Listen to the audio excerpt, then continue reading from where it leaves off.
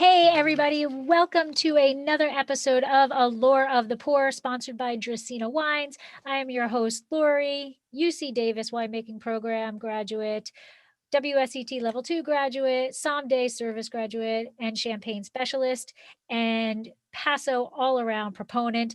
And I am thrilled to have Mike Sinor with me today, who is the winemaker from Ancient Peaks, which honestly is one of our favorite wineries, and we are always visiting there. So welcome, Mike. Thank you, Lori. Thank you for having us. So first of all, Ancient Peaks, we really do enjoy it. The wines are incredible and the atmosphere in the tasting room is fantastic. But they're not, just for people to realize it, they're actually not in that main section of Paso Robles. You got to do a little drive down the freeway to get there, but well worth the drive. And it's literally like 10 minutes. So it's nothing out of control. So in fact, what is the exit? The street that you get off? Do we know? It's just the Santa Margarita exit into Margarita. town. Yeah. 22 miles south of Paso Robles. Yeah. And little town of Margarita got about 1,000 people in it, no stoplights. So it's hard. We're hard to miss. No, that is true. No stoplights at all. You can just keep going straight to the winery. And is the cow still there? Oh yeah. Yeah. Okay. Great. Yes. And still there. Then we've got the art cows from the cow parades, right. Which are these, that's still out front too. Right. So that you can always find them right there. So thank you for joining me, taking time out of your busy day. My first question always in these interviews is the origin story. Everybody has that moment that they were like, you know what? Wine, good stuff. I want to make this my career. So go ahead. Let's hear that origin story. Yeah, it goes back now a few years, 1991 or so, 92. I went to Cal Poly here, San Luis Obispo. And when going through school, had to work to help pay for school. And I'd never had wine. I grew up in the San Joaquin Valley in Visalia, California. It's my hometown. Oh, and I'm in Fresno right now, by the way. Oh, cool. There you go. So I grew up over there. There was no food or wine background. My dad, our family didn't do it. He sold construction equipment, owned a junkyard for a little while. And so, no food or wine background, but moved here to Cal Poly. I studied industrial technology, and a friend of mine was working in the wine business. And I was 21, and I thought, hey, that sounds good. I needed money, and got the interview and got the job, and drank my first 3 bottles of wine the night before the interview. So it was random. But once I had that first job, within a few months, I realized how special this business was, and ended up working for 6 wineries, helping put myself through school here in the Edna Valley, vineyards, wineries, tasting rooms, babysitting their kids, house sitting, mowed lawns for them, whatever it took to earn money, and that's how I got in. And did you change your major, or did you finish that and? Yeah, I wrote it out. I thought about it. I thought about going back to Fresno State, but then, I've never been to Fresno State, but then my gut was, when I talked to mentors, some of my good friends today have mentored me since then. And everybody said, hey, look, if you want to be a corporate winemaker, you probably need a degree and goes, but I knew I'd be independent at some point. And my style is not corporate. So I knew, I just stuck with it. And I learned so much working with those guys. And then also had the great opportunity. I started working for Art Mondavi in 1994. So he owned Byron Winery in Santa Maria. So once I got that job, I was like, okay, I'm working with some of the best in the world. I just finished up at Cal Poly and started working at Byron. Yeah, I'm very happy that we went through UC Davis because I thought it was very educational. But I say it all the time: is the books can't tell you what Mother Nature is going to do. The books can't tell you those spur decisions, on the spur of the moment decisions that you've got to make when you're in the vineyard and things are happening. So it really is a hands-on learning experience. Yeah. It's good to have that background. Yeah. All right, so let's talk a little bit about the history of Ancient Peaks. So it was founded by 3 lifetime or longtime friends, right? So, and they purchased a ranch. That's how they started, correct? What was their thinking back then? Yeah, so we go back. We started the company in 2006, and so the 3 families, the Rossies, the Phillipones, and the Whitstrom, there's 3 local families. Two of them went to Cal Poly, and they're very, very successful guys, but their passion, two of them, Doug Phillipone and Carl Whitstrom, and actually Rob too, they owned about 1,000-acre vineyard on the east side of Paso Robles, going back to the early 90s. And so they've been farming grapes for a lot of years, and they had the Margarita Ranch. And so in 2001, they partnered up. Now, Rob Rossi's been associated with the Santa Margarita Ranch for almost 30 years as a consultant. But in 2001, he was able to acquire the ranch. And so that's when he brought in his partners, Doug Phillipone and Carl Whitstrom. So the ranch itself is 14,000 acres. Now, at that point, there was no grapes on it, but Robert Mondavi from Napa was on a big acquisition mode to acquire vineyards, land.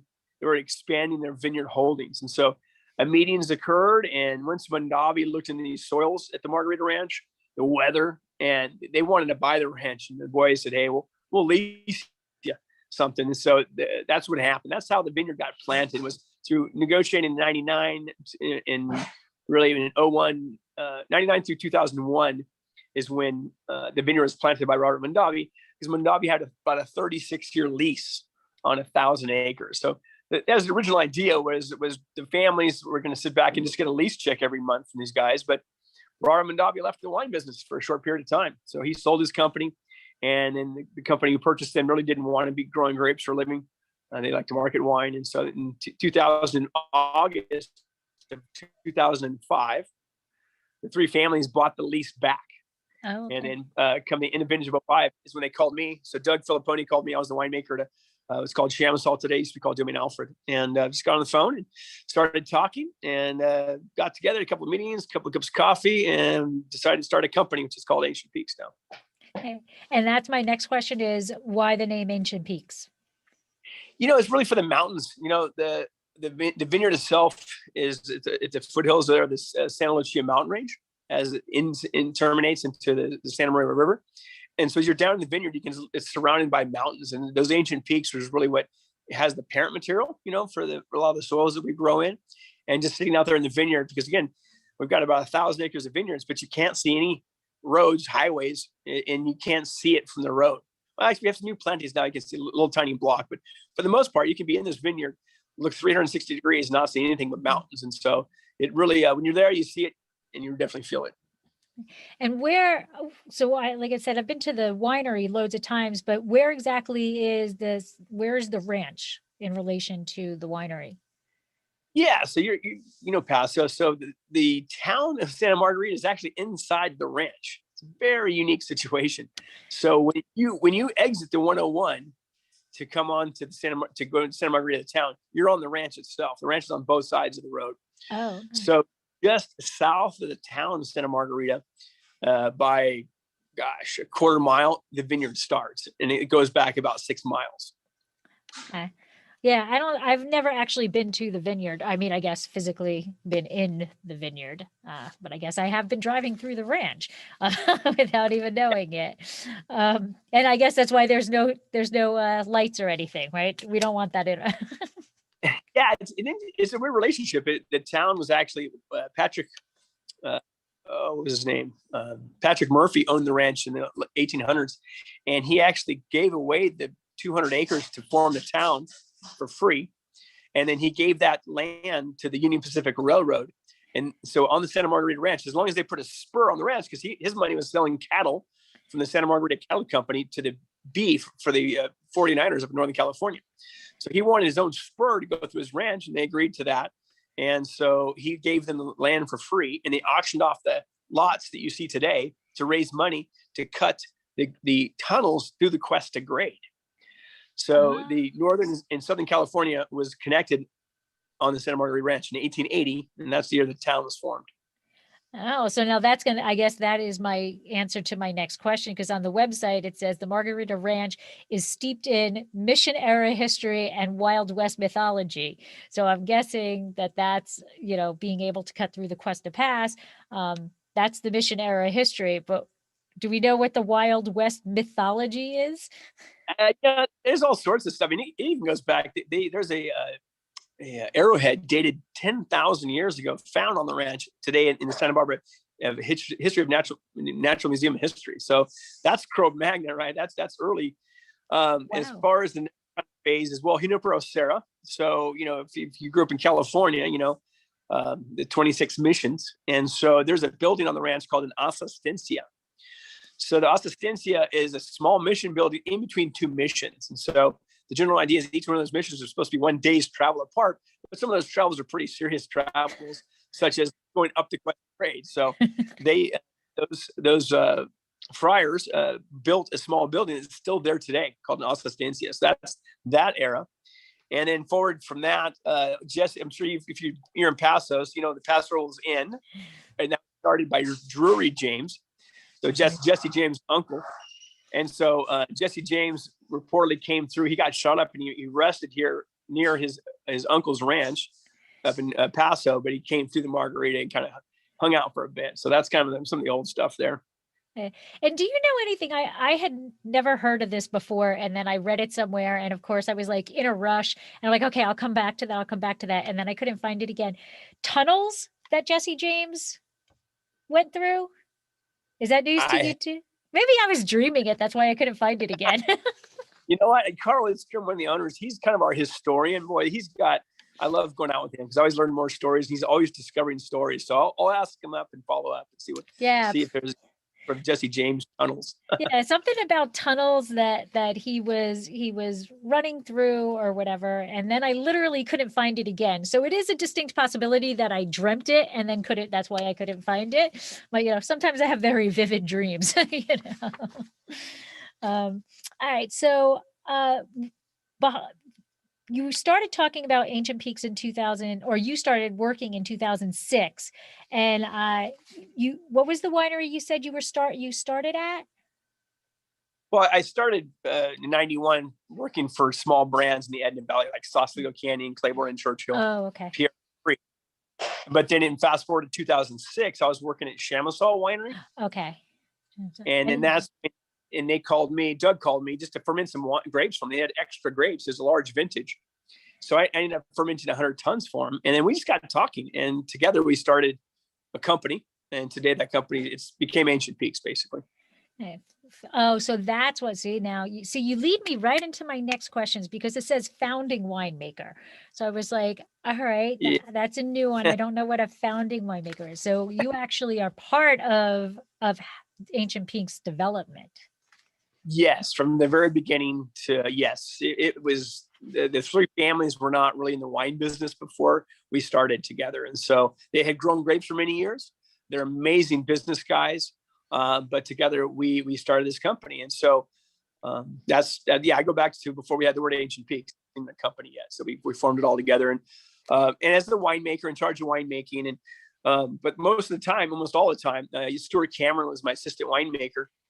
And about some years ago now, 3-4 years ago, we promoted him to winemaker. So that's really where that title comes in. Stuart really runs the day-to-day operations, which allows me to be in the vineyards with Jaime Munoz, our vineyard manager, just checking in with Stuart, and help with sales and just being that, I guess, the old guy now. I look around, I'm like, I used to be the kid around. But yeah, right? I'm so old. So. Right. I remember when you looked around and everybody was older than you, and now all of a sudden, now they're looking at me as the old person. Another really cool thing about Ancient Peaks is that not only is the Santa Margarita Ranch, but it's also the AVA. So, like, how cool is that the AVA is named after your area, your ranch? Yeah, we're super honored by that. I mean, but it just goes to the uniqueness of what Santa Margarita Ranch and Ancient Peaks is. Back, I guess it was 2014, I believe, or maybe 17. I forget the exact year, but the Paso Wine Alliance got together and petitioned to have nestled AVAs within the Paso AVA. So first and foremost, we're Paso. But, the idea of having east side, west side divided by the 101 was ridiculous. Everybody knows the AVAs were kind of invented in the spirit of the AOC from France. And you need to have, weather differences, soil differences. And for your name, you have to have historical presence. It has to be something historical that goes back a long time. And that's really where the Santa Margarita Ranch sub AVA came in, because that ranch has direct ties, written history going back to the 1700s still here. So That it was just a happenstance, but again, another unique aspect to Ancient Peaks and Santa Margarita Ranch. And now you also have a second vineyard, the Margarita Vineyard, or it's the same one. We're the Santa Margarita. It's the Santa Margarita Ranch. We have the Santa Margarita Vineyard, but the brand is called Ancient Peaks. Okay. So yeah. Okay. So like you'll know with our entry level wines, we don't put a state bottle on there. We could, but for our white label, for our we call Pearl Collection, our reserve wines, you will see that vineyard designation on the bottle itself. Okay, wonderful. And then, so all of your fruit is estate? You don't source from anything? Correct. Yeah, that is correct. We're net sellers, so we're selling fruit to people, good friends here locally. People from Napa come down. So we only bottle about 1/3 of what we grow under to Ancient Peaks. So that really is a key part of if we've had success, is that, you know, from our perspective in wine making and growing, we get to go out there and just, you know, have the cut of the beef, you know, and get know the blocks as well as we do, and be able to utilize what we want to utilize, and then share it with everything else we want to do with everybody else in terms of selling fruit. And how many varieties are under vine? Got about 16 different varieties. Yeah, mostly red. Yeah, mostly red. Our whites include Chardonnay, Sauvignon Blanc. Right now, that's all we had. A little bit of Muscat is still there, and so we've had Roussan, that's gone, and that's what for the whites. You know, the reds are pretty Bordeaux heavy. Cabernet, you know, Merlot. We've got some Zen, Syrah too, Petit Verdot, Malbec. That's Verdot and Malbec are probably.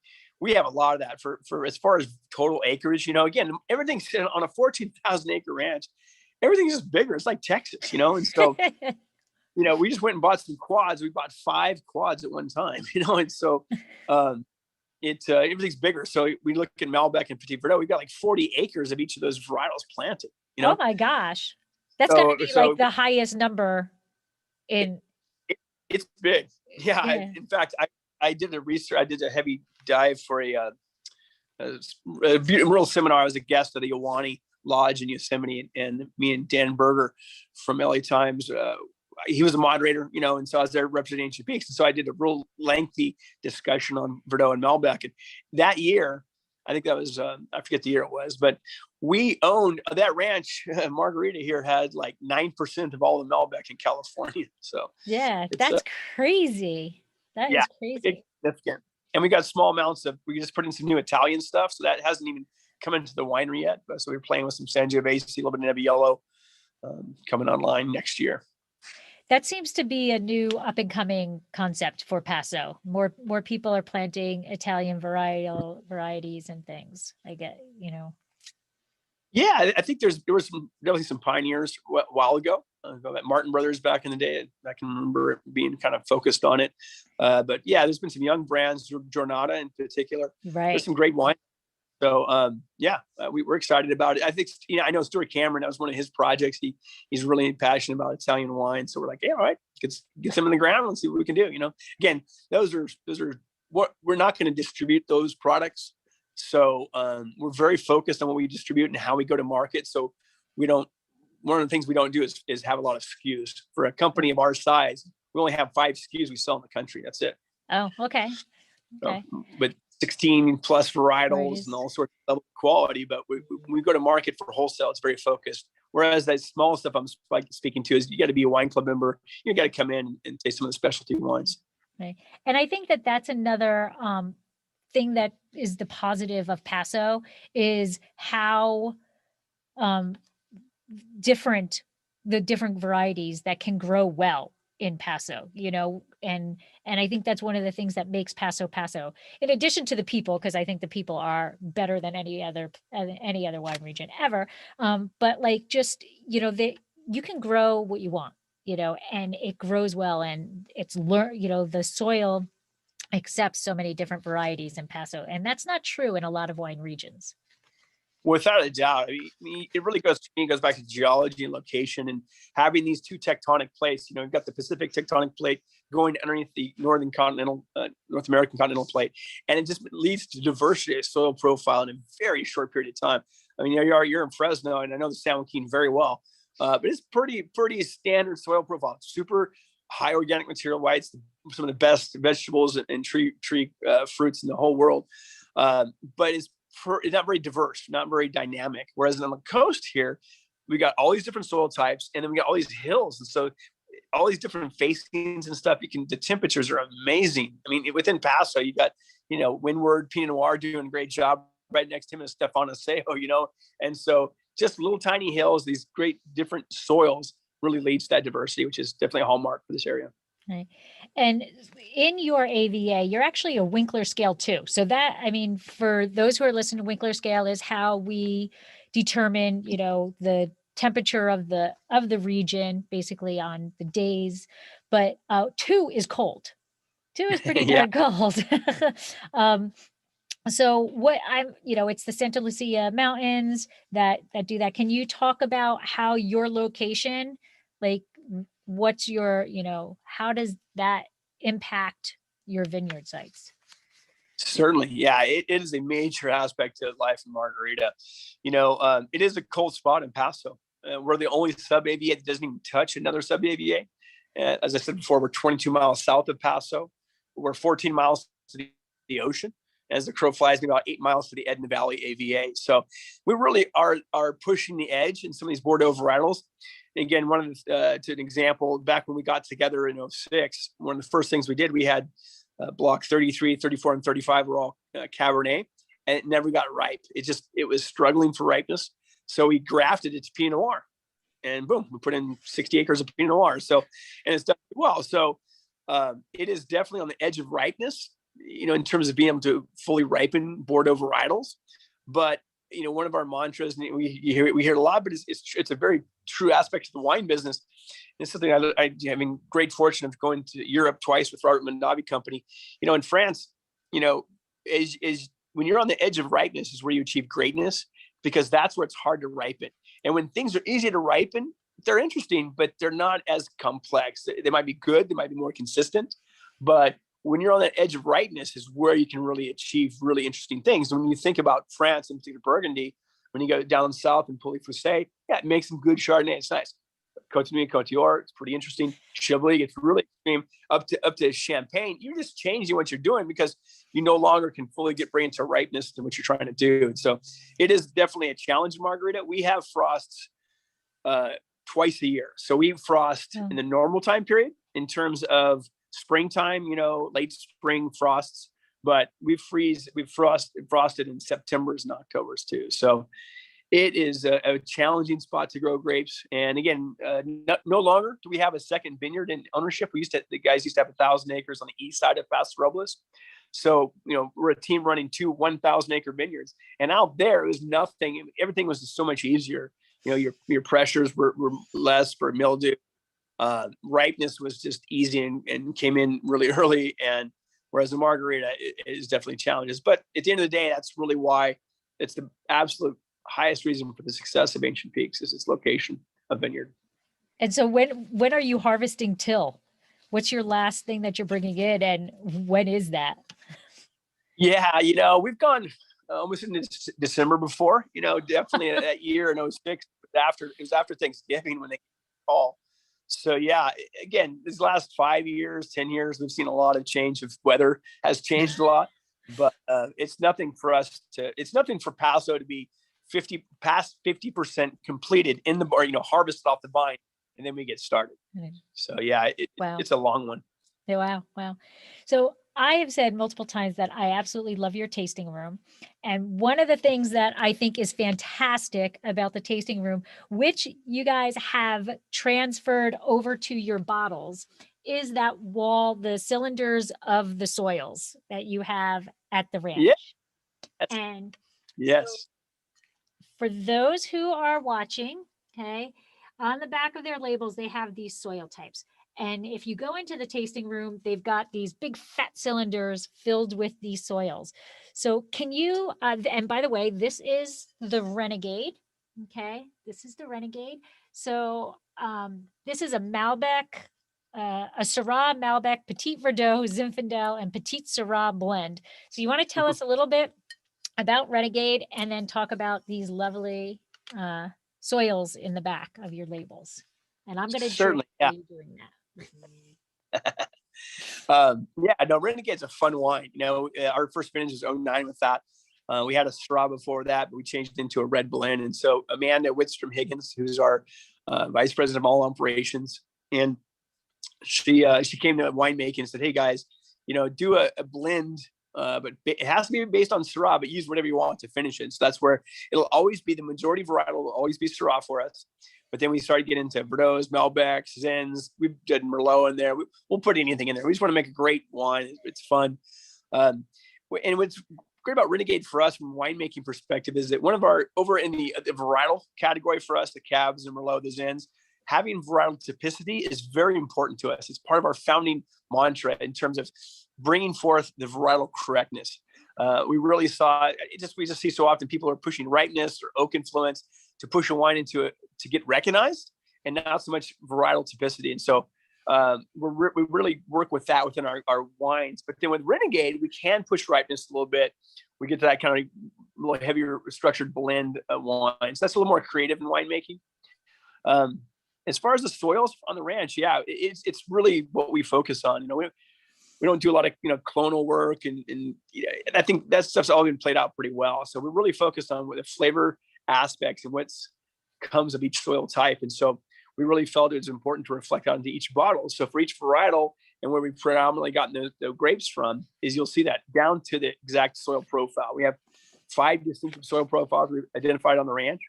And so when we go to put those blends together, that's where we look up, and each consumer can turn that bottle around, and on that bottle is going to tell you exactly what soils it came from. So that for us is kind of, it's just talking and communicating to that geeky person who really wants to know exactly where their wine's coming from, but yet deliver it in a price point that you can drink every day.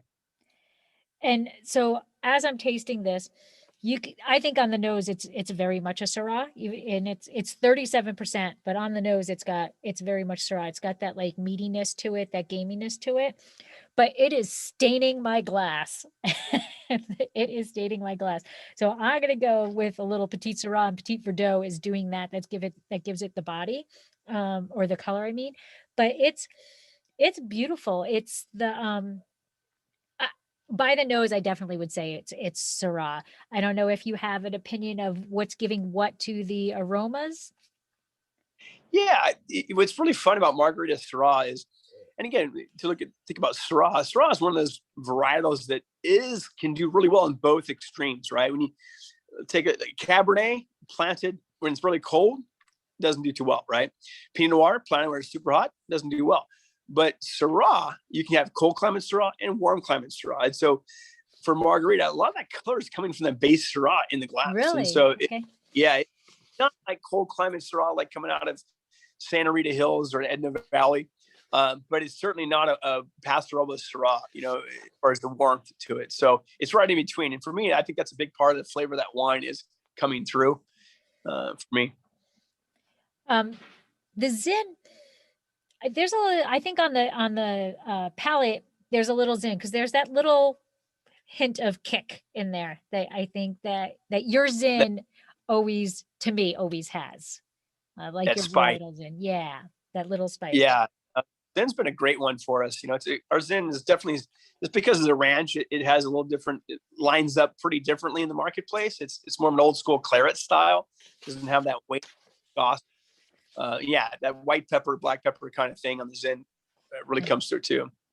And I mean, I don't have the Zin. We'll talk about the other wines, but that Zin I think is by far one of the top everyday wines that everybody should have in their house, because it is a killer wine. I mean, I don't know if you know what it retails for, but it is like so affordable for the quality that you're getting out of that. Yeah, it retails around 20, but 20. Wine clubbers are getting that stuff for $18. That's how we started the whole company.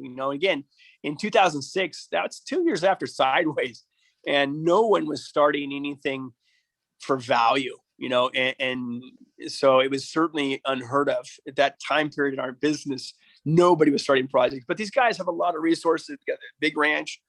And it was interesting to come to market with the wines. And then suddenly in 2008, 2009, when the economy just went to heck, it really blew up Ancient Peaks because people bought down. It's like we saw with this pandemic. People are they drinking more alcohol? Yeah, they are. Unfortunately, they are. And they're drinking down. Right. And Ancient Peaks is that wine you can afford every day. So that's what we started off doing. I love hearing people say that. Yeah, and I think it has the quality of what every wine drinker wants is, all right, so it's $20, but it tastes like 50, and it's so much better when it's in that direction than the other direction, right? Yeah.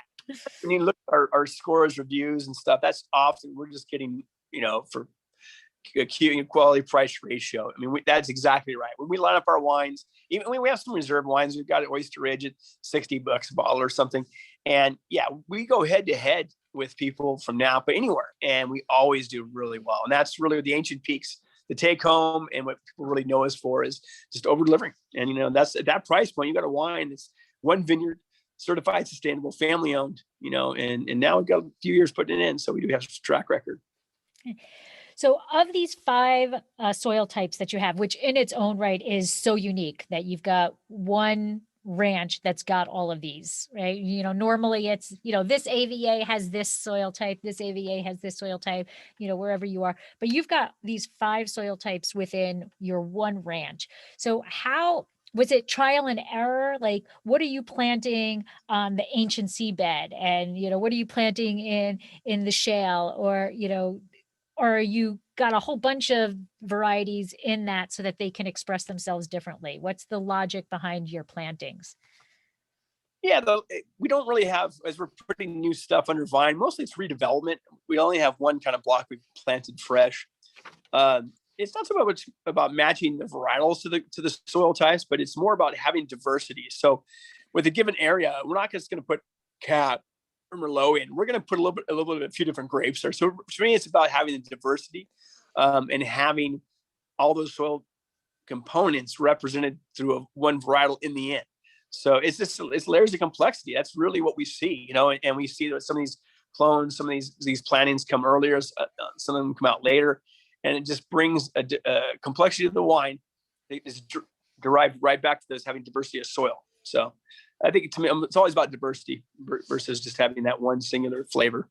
And that's what's going to add to the dimension in the wine. That's what's going to, so each time you take that sip, there's something different that you can find in that wine. Exactly. And Stuart can higher taste wines. It's, we got Cabernet on every soil. Cabernet is so strong. We have so many acres of it. We have it on every soil profile. Some of it replicated, row orientations also. So yeah, it is just, it's amazing how different. Again, the vineyard, it is unique. I mean, it's 6 miles tip to tip. So there is a lot of different slightly different weather experiences. But yeah, it brings the complexity and diversity. The diversity is bringing the complexity. It's a good thing you've got those quads now. 6 miles, yeah. Get a good workout. Oh, huh? There's something to get on that. Yeah, just to go 6 hours, and then you get to go fix a machinery, and then suddenly you're like, oh my gosh, you forget your shop, and it's wild west stuff out there. That's wonderful. That's actually pretty cool. So going back to the Renegade, okay, with all of these soil types and all of the variations of your plantings within these soil types, take me through your blending trials for Renegade. So I'm assuming everything is fermented independently. You're not co-fermenting anything, or are you? No, it's pretty much independent. Okay. We've got co-fermenting small experiments going on, but from a strategic perspective, they're pretty separate.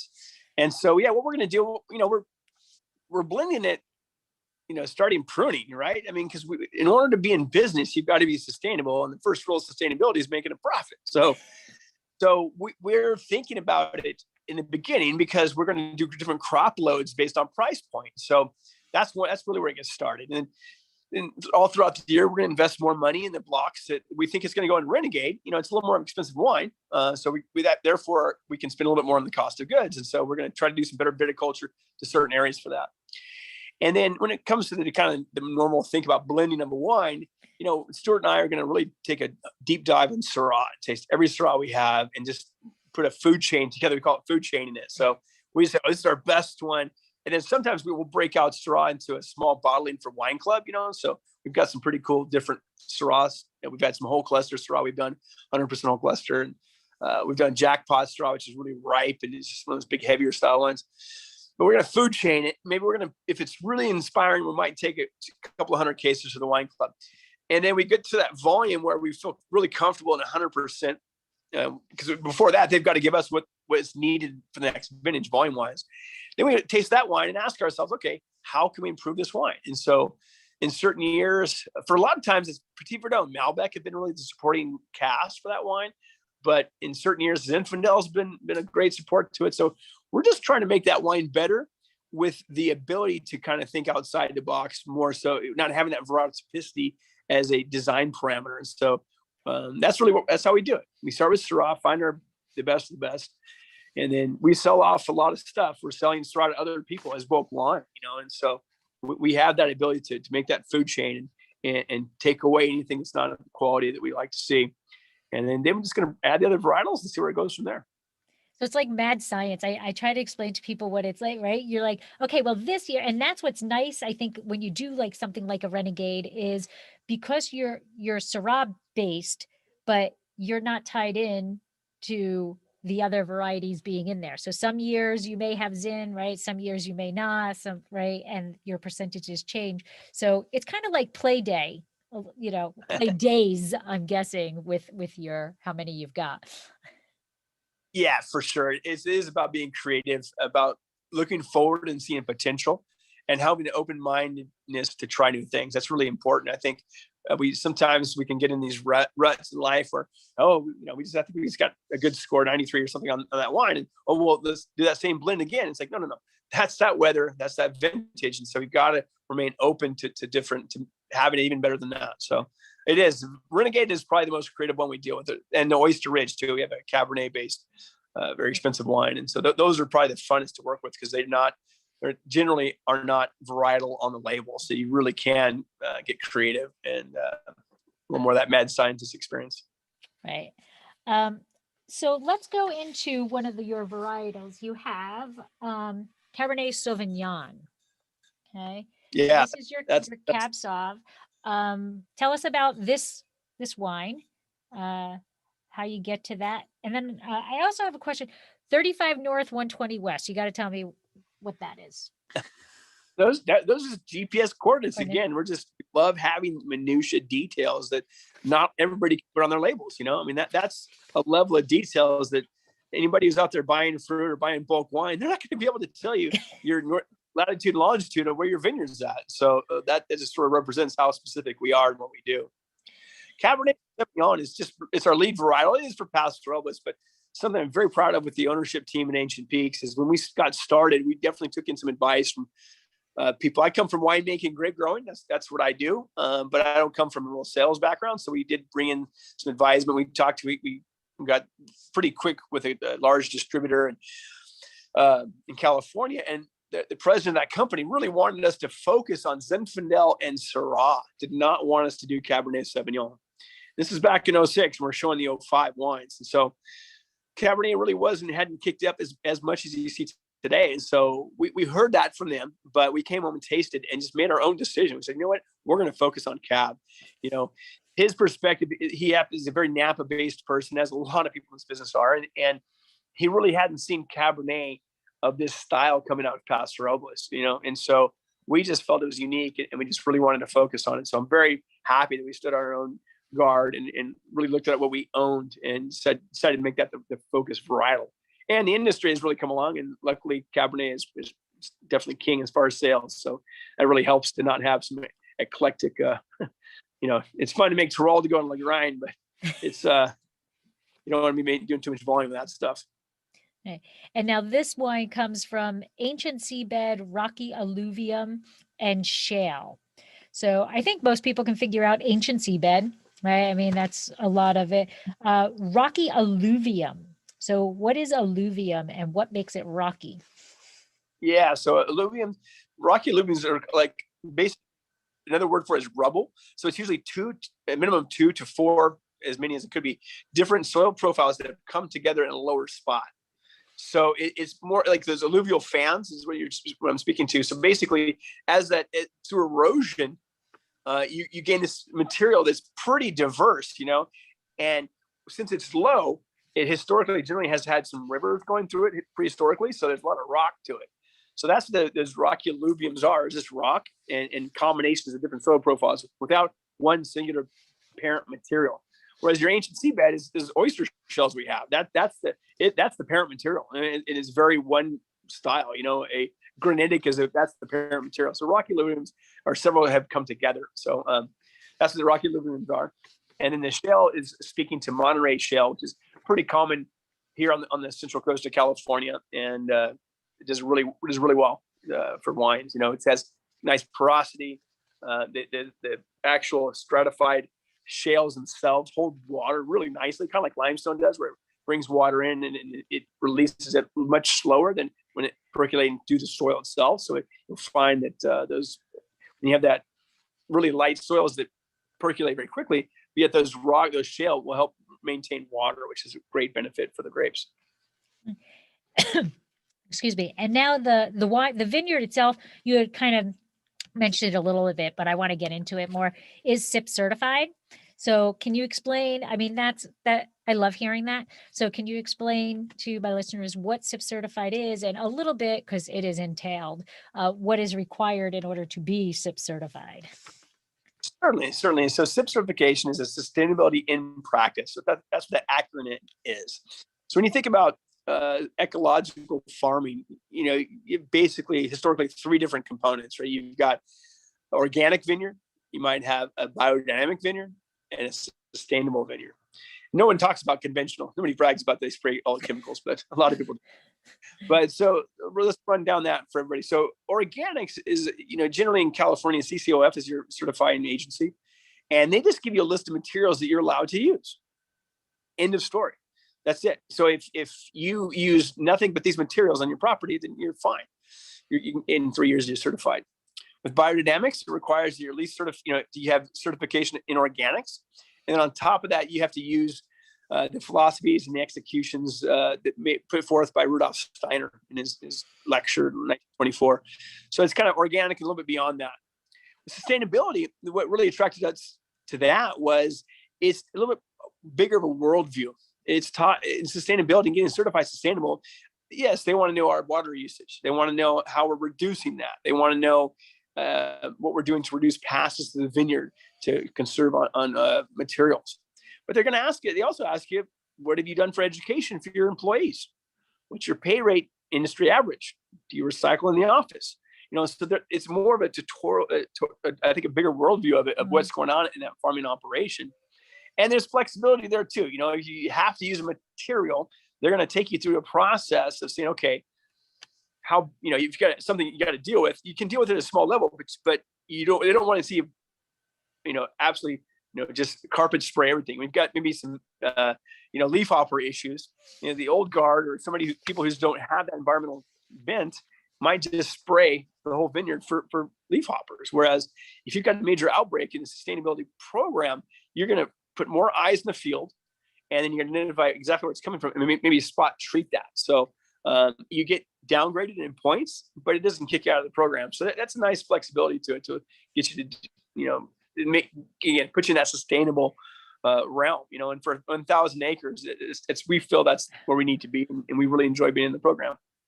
And that's not easy work, especially at 1,000 acres. That's not easy work. It's a lot of paying attention to what's going on to make the vineyard a better place for everything. Without a doubt. And that's really the first rule of anything ecologically farming, is you've got to change your own perspective, your own personal worldview, and how you look at things. And so, we think it makes better wine. We think it makes better environment for our people to work in. And that's why we do it. Awesome. And now the last wine that we're going to talk about is your Chardonnay. Okay. Yeah. So 2019 Chardonnay. Is this 100% Chard? Yes, it is. It is 100% Chardonnay. It's approximately 4% tank fermented, plus or minus. So, and then we kind of got definitely down as far as style with that wine. And that is the newest wine that we're distributing nationally. Okay. And so it was been really fun. Amanda and her sales crew really put Stuart and I through the ringer. We tasted a couple of hundred Chardonnays over the course of a few weeks, every price point, just tons of them. And just sort of really every wine before that was this kind of like a startup mode. We're just doing it. Whereas Chardonnay was really thought out. I thought it was a really great experience to go through. And so, and again, it's a varietal that, you don't think of Chardonnay and Paso Robles too often, but again, it really shows how cool we are in Paso Robles. And we spent a lot of time taking it to market. We probably made Chardonnay for 4 to 5 years before we actually distributed one that we were comfortable with. We felt that the combination of quality, price point was there for us. So mostly tank ferment, a little bit of barrel ferment, but all off the estate. And so it is, you have 5 months in stainless steel, which is 70%, and then 30% French oak. Is that a combined of new French oak and neutral, or is it all neutral, all new? It's a combination of both. Yeah, the oak program, we've got some barrel ferment, and we do another Chardonnay called on the Pearl Collection. So that one's got a lot of new oak. We use Demi as our preferred cooperage out of the village of Meursault. And so, those barrel ferment lots, we'll go through those lots. Again, food chain, like I said earlier, find the best of the best. That gets bottled as the Pearl Collection Chardonnay, which is in the tasting room only. And then that other component, we'll lay that into the tank ferment and stuff and just see where we're at. That percentage is going to really, it bounces around a little bit depending on the vintage and how it's expressed in itself through Chardonnay. And now I just found out when we first started talking by looking in your background that you do also make a sparkling. So we need to share the information about your sparkling. We do, yeah. In Ancient Peaks, we just started playing with it. Boy, the ownership talked about it years ago when we started, but we held them off and said, "Hey guys, let's get focused." But as the company's grown, Stuart's got a great team he's working with, and we felt it was time to start to experiment with that. So a couple of vintages ago, we started making some sparkling wines, and so we're going to be launching 2 separate wines here this year. Again, very small volume wine club, pretty much, you got to buy it at our place, but we're going to kind of have a nice reserve style one with longer in barrel, more of that rich, creamy style. And then one's lighter, fruitier. Pinot one's has Pinot Noir as its base, and one has Chardonnay as its base. So both done in method Champenois technique. But something new on the horizon for That is awesome. And that brings in like a whole other ball game into the winery. I mean, that's like a whole other process, winemaking process to deal with sparkling wine and pet, or pet nats or whatever. I mean, nervous, excited, combination of both. Like it's a whole different ball game. It really is. I'm not a very technical winemaker. I never have been. I'm very focused on grapes and the techniques I picked up in my travels, and it's very old world in what I do. And so I've stayed away from champagne. I just rather buy it. Same with port. I'd rather buy port and buy champagne. I don't want to make it. But I started with Petriol Natural, pet nats in 2015, and gained personal experience, for 3 or 4 years before we launched the program in Ancient Peaks. So we feel comfortable doing it now, and but we'll see. I think it's something we're all excited about. So, but rubber meets the road is when you get it out there and you get the public to taste it. So hopefully, sometime this year, we'll get to taste the first sparkling wine from Ancient Peaks. Fantastic! I can't wait. I will be in line for that tasting. All right, so we're almost out of time, but I want to get into a little bit because in addition to just making exceptional wines, you guys also have Oyster Ridge and then the Margarita Adventures. And so it's like a come for wine and stay for so much more. So you want to just give a little bit more information about that? Oh, certainly. It's part of these guys owning a 14,000 acre ranch, and they're the first families in the history of the ranch. And again, I guess, the recent history, when I say recent, I'll call it early 1800s. They're the first owners of the ranch to actually work the ranch themselves. So every other owner had owned it from afar, whether it was up in San Francisco, out in Texas. Other people owned it and just sort of had it run by someone. So they're here working and doing it themselves. And to that end, it's about creating revenue streams. And these guys, they're very successful business guys. So like the zipline company, Carl Whitstrom, was the guy that really headed up from ownership. And it started off as a big boy toy. What do you do when you own a 40,000 acre ranch? He built a zipline. Well, again, it's Margarita, it's Carl. So it ended up, his first line was, I don't know, 160 foot off the ground and huge. It's was one of the most massive zip lines, is massive. And now there's 6 separate zip lines, and Margarita Ventures is its own standalone company. It's got its own employees, and it's got all these Hummers, and it's now a 2.5 hour tour, and is really a destination. And the governor of California gave him an award for tourism. It was such a unique experience. And so that has been great. The other one is Oyster Ridge Barn, and was just the idea of sharing the ranch. The zip line and the barn is kind of that same thing. Agriculturalists, and as you know from the San Joaquin Valley, a lot of time agriculturists are not that good at telling their stories. And so we really worked on that. And so that zip line, we worked a lot of that zip line and the Oyster Ridge Barn into telling the story of agriculture in Santa Margarita Ranch. And so it's a great wedding venue. Basically, it's a beautiful barn. It's totally outrigged and just built for speed for big parties and big weddings. So it's smack dab right in the middle of the vineyard. In fact, it's one of the, I know it's one of the most beautiful spots in the whole ranch. And so that barn has been obviously pre-COVID, and luckily pandemic seems to is winding down. We will be back to normal here. It's going to get back. And so it feels like in this year, things are starting to happen. So a great place to have a wedding, have a party, and enjoy outdoors, wine, and good friends. And with the pandemic, you guys do have that little bit of outdoor space that wrap around porch or whatever. So I'm assuming you're doing tastings, and now we're opening up all over. So how can people come taste Ancient Peaks? Yeah, come on in. You can walk in, see if there's a table available. You can call ahead for reservation, but we got quite a bit of seating outdoors. And so, yeah, just come on in and see what's available. If it's weekends, it's always better to call ahead and make some reservations, but walk-ins is there too. So, and we have a cafe that still continues to operate. So good. So good. Oh yeah. They're doing a great job in there. And those grab and go things really helped us turn the hardcore lockdown. People just, grabbed a couple of dinners and a couple of bottles and went home. So, the cafe's operating, and we're pouring wine outdoors. So. And it's nice because you've got your front porch area that's got a few seats on it, but then it wraps around into the larger area.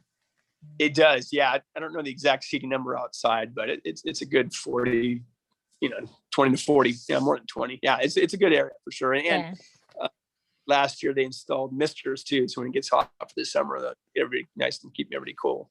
Fantastic. And then just last, where can they find Ancient Peaks on social media? Just Google Ancient Peaks, and they're everywhere. Yeah, I'm pretty sure we feed Instagram, and that populates Facebook, and I think it populates Twitter. Instagram is a great place to stay up with what's going on. Or the team, Amanda's got her team, and they just do a rocking job. So everything's quite a bit up to date and pretty robust. Website is solid. I get that feedback from my wholesale friends or dragging the bag, selling the wines out there around the country, that all the information is there. We really make it really easy to people to acquire that information. So quick Google search, you should find everything you need. Okay. And then the Renegade is tasting room only or club? No. Or is that out in distribution?